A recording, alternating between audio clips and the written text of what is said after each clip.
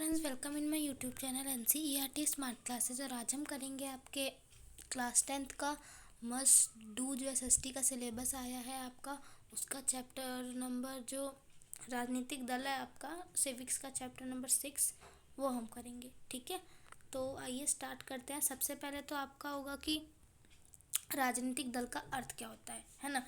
देखो, ऐसा संगठित समूह जो चुनाव लड़ने के लिए और सत्ता प्राप्त करने के लिए काम करता है ना, राजनीतिक दल कहलाता है ना। आजकल तो बहुत सारी जो है पॉलिटिकल पार्टीज राजनीतिक दल हो गए हैं। जो वो क्यों आते हैं है ना, वो लोग जो है क्यों संगठित समूह बनाते हैं, क्यों एक होते हैं चुनाव लड़ने और राजनीतिक सत्ता हासिल करने के लिए। तो ऐसे संगठित समूह को ही हम राजनीतिक दल कहते हैं। ठीक है, राजनीतिक दल के 3 हिस्से या फिर आप घटक कह सकते हो होते हैं। एक तो नेता जो हमारा मेन होता है, ठीक है। उसके बाद सक्रिय सदस्य जो मतलब उसमें सक्रिय होते हैं। नेता के बाद 2-3-4 व्यक्ति जो होते हैं, और उसके बाद बाकी समर्थक, अनुयायी या समर्थक मतलब कि जो उसका सहयोग कर रहे होते हैं वो लोग या आम जनता, है ना। अब राजनीतिक दलों के कार्य, ठीक है, अगर आपके एग्ज़ाम में 5 नंबर का 3 नंबर का कार्य आता है तो आप ये सारे पॉइंट्स लिख देंगे तो आपको फुल मार्क्स मिल जाएंगे। देखो, चुनाव लड़ना काम होता है, और जो सरकार की नीति कार्यक्रम है उसको जनता के सामने लाना, कानून निर्माण में सहायता करना या निर्णायक की भूमिका निभाना। ठीक है, और चुनाव हारने पर जो है शासक दल विरोधी पक्ष की भूमिका निभाते हैं और जनमत का निर्माण करते हैं।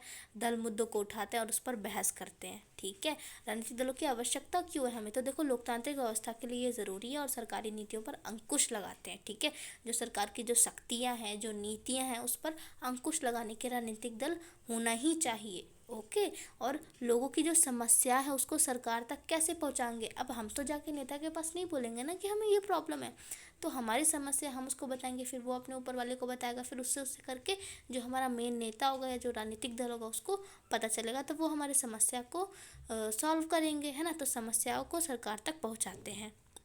अब अगर हम दलीय प्रणाली की बात करें तो देखो 3 प्रकार के दलीय प्रणाली होती है। एक दलीय प्रणाली, द्विदलीय प्रणाली और बहुदलीय प्रणाली। भारत में बहुदलीय है, 2 दलीय आपकी यूके और अमेरिका में है, और चीन में आपका एक दलीय व्यवस्था। तो देखो क्या होता है, जब एक ही दल सत्ता के जब सरकार मतलब कि जब एक ही दल पूरे देश में शासन करती है ना, उसे एक दलीय कहते हैं। 2 दल में आपको पता है जब 2 दल शासन करेगी तो 2 दल द्विदलीय कहलाएंगे। ठीक है, जैसे अमेरिका और ब्रिटेन। बहुदलीय हमारा भारत, जिसमें बहुत सारे दल होते हैं, जैसे आपको पता ही है कितनी सारी पार्टीज होती हैं हमारे भारत में। तो अब गठबंधन सरकार या मोर्चा, ये क्या होता है भाई, ये कौन सी नई बात आ गई। देखो, ये तो बहुत ईजी है। गठबंधन सरकार या मोर्चा की जब चुनाव में किसी पार्टी को बहुमत नहीं मिलता, ठीक है, कभी कभी ये भी कंडीशन आ जाती है कि कोई भी पार्टी को बहुमत नहीं मिला, तो क्या होगा कि दो पार्टी है या जो भी अन्य पार्टियां हैं वो मिल जाती हैं। ठीक है, वो एक हो जाती है, अपना गठबंधन कर लेती है। ठीक है, दोनों का मिल जाना, गठबंधन कर लेना। तो ऐसी जो सरकार बनती है उसे ही हम गठबंधन सरकार या मोर्चा सरकार कहते हैं। ठीक है, अब भारत के 3 बड़े गठबंधन कौन कौन से हैं, तो ये आपको ध्यान में रखना है, बहुत इंपॉर्टेंट है कि भारत के 3 बड़े गठबंधन भारतीय जनता पार्टी द्वारा बनाया गया गठबंधन यानी NDA के गठबंधन से बना है। ठीक है, और राष्ट्रीय कांग्रेस द्वारा बनाया गया गठबंधन जो प्रगतिशील गठबंधन UPA के गठबंधन से बना, और कम्युनिस्ट पार्टी द्वारा बनाया गया गठबंधन जो वाम मोर्चा के गठबंधन से बना है। ठीक है, अब कौन सी दलीय व्यवस्था बेहतर है, ठीक है, अगर हम इसके बारे में सोचे तो मेरे ख्याल से एक दलीय व्यवस्था तो नहीं है। आपके ख्याल से? देखिए, एक दलीय व्यवस्था सही नहीं है। ठीक है, क्यों नहीं सही है, क्योंकि जो चुनाव के समय लोगों के सामने कोई विकल्प नहीं होगा तो फिर हम अच्छी व्यवस्था कैसे कह सकते हैं। जितना लोगों के सामने विकल्प होगा उतने ही लोग अच्छा शासन चुनेंगे, है ना। तो एक दलीय व्यवस्था उतना अच्छा हम नहीं मान सकते। बहुदलीय प्रणाली को बेहतर माना जाता है, क्योंकि चुनाव के समय लोगों के सामने बहुत सारे विकल्प होते हैं, बहुत सारे दल होते हैं जो चुनाव लड़ते हैं।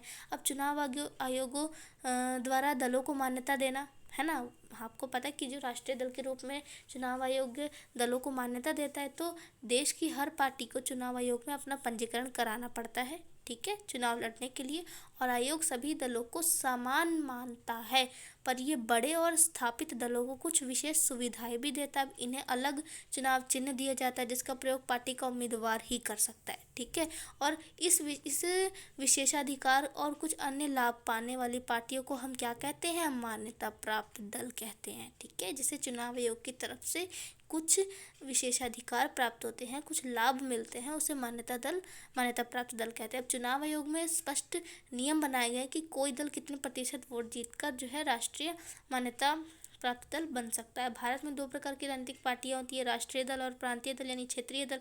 प्रांतीय दल में क्या होता है, देखो ये कुछ क्षेत्रों तक सीमित है, ठीक है ना, मतलब मान लो आपका जो भी एरिया है, ठीक है, वहीं तक सीमित है ना। और राष्ट्रीय दल को क्या होता है, जो पूरे देश में फैले हुए हैं। तो प्रांतीय दल में अगर कोई दल राज्य विधानसभा में चुनाव पड़े, मतलब कि राज्य विधानसभा में 6% से ज़्यादा वोट हासिल करता है और जो आपका लोकसभा राज्यसभा उसमें 2 सीटों पर जीत हासिल करता है, तो उसे राजनीतिक दल के रूप में मान्यता मिलती है। और प्रांतीय दल जो है वो प्रांतीय हित में रुचि लेते हैं, ठीक है, जैसे आम आदमी पार्टी, जनता दल, विशेष शिवसेना, ये प्रांतीय हितों में रुचि लेते हैं, ठीक है। अब राष्ट्रीय दल क्या होता है, मैंने आपको बताया कि जो पूरे देश में फैले होते हैं, ठीक है, राष्ट्र में फैले होते हैं, उसे हम राष्ट्रीय दल कहते हैं। और अगर कोई दल लोकसभा में चुनाव में 6% से ज़्यादा, मतलब ये ध्यान में रखना है आपको, क्षेत्रीय दल में क्या था, राज्यसभा चुनाव, यहाँ पे क्या है, लोकसभा चुनाव, ठीक है, कंफ्यूज मत होइएगा। राष्ट्रीय दल में लोकसभा चुनाव जिसमें 6% से ज़्यादा वोट हासिल करेगा और क्या होगा, राज्य की विधानसभा में 6% से ज़्यादा हासिल करेगा, या फिर लोकसभा में 4 सीटें पर जीत दर्ज करेगा, तो उसे हम राष्ट्रीय दल मान्यता प्राप्त दल कहेंगे। ओके। और राष्ट्रीय दल एवं अंतर्राष्ट्रीय मुद्दों में रुचि लेता है, जैसे कांग्रेस, भारतीय जनता पार्टी, ये सारी चीज़ें। अब चुनौतियां क्या है राष्ट्रीय दल के सामने, तो वंशवाद की चुनौती बहुत बड़ी है। राजनीतिक दल के सामने अत्यधिक महत्वपूर्ण चुनौती वंशवाद की चुनौती है। देखो अनेक दलों में शीर्ष पद पर हमेशा एक ही परिवार के लोग आते हैं ना, अभी आए, फिर इनके बेटे नेक्स्ट होंगे, वो आ जाएंगे, है ना, तो ये दल के अन्य सदस्यों के साथ अन्याय है ना। अब आंतरिक लोकतंत्र की कमी जो है, दलों में सारी शक्ति एक ही व्यक्ति या समूह में रहती है। आंतरिक लोकतंत्र में कमी, ये भी एक बहुत बड़ी चुनौती है। इसमें क्या होता है कि जो दल है वो सारी शक्ति जो है एक नेता के हाथ में रह जाएगी बस, और अंदर से वो लोकतंत्र ही नहीं रह गया फिर, है ना। तो जो भी गतिविधियों के बारे में साधारण सदस्यों को कोई जानकारी नहीं होगी और मेन नेता जो है सारे फैसले ले लेगा, तो अंदर तो लोकतंत्र रहा नहीं, है ना। मेन जो नेता है वो बिना किसी से पूछे ही डिसीजंस ले रहा है, तो ये भी एक बहुत बड़ी समस्या है हमारे राजनीतिक दलों के लिए। अब बढ़ती हुई पैसे की भूमिका, भाई आपको पता है कितना भ्रष्टाचार बढ़ गया है, तो पार्टियों को चुनाव जीतना होता है, जिसके लिए वो ज़्यादा धन देने वाली कंपनी और अमीर लोगों से पैसा लेकर उनको फ़ायदा देने वाली नीति और फैसले जो है वो कर लेती है ना। अब आपराधिक तत्वों की घुसपैठ, मतलब कि चुनाव के समय राजनीतिक दल आपराधिक तत्वों की घुसपैठ से क्या तात्पर्य है कि जब चुनाव होता है तो उस टाइम राजनीतिक दल अपराधी प्रवृत्ति के उम्मीदवार खड़े करते हैं, जो मतदाताओं को डरा धमकाकर उनके पक्ष में वोट डालने पर उन्हें मजबूर करते हैं। मतलब डाकू, गुंडा या जो भी जो है जो भी अपराधी होगा उसको हम खड़ा कर देंगे इलेक्शन में, और लोगों को धमकाएगा, डराएगा, बोलेगा मुझे वोट दो, नहीं मैं ये कर दूंगा, वो कर दूंगा, तो लोगों को मजबूरन उसको वोट देना पड़ता है। तो ये भी एक बहुत बड़ी समस्या है हमारे लिए, है ना, चुनौती है।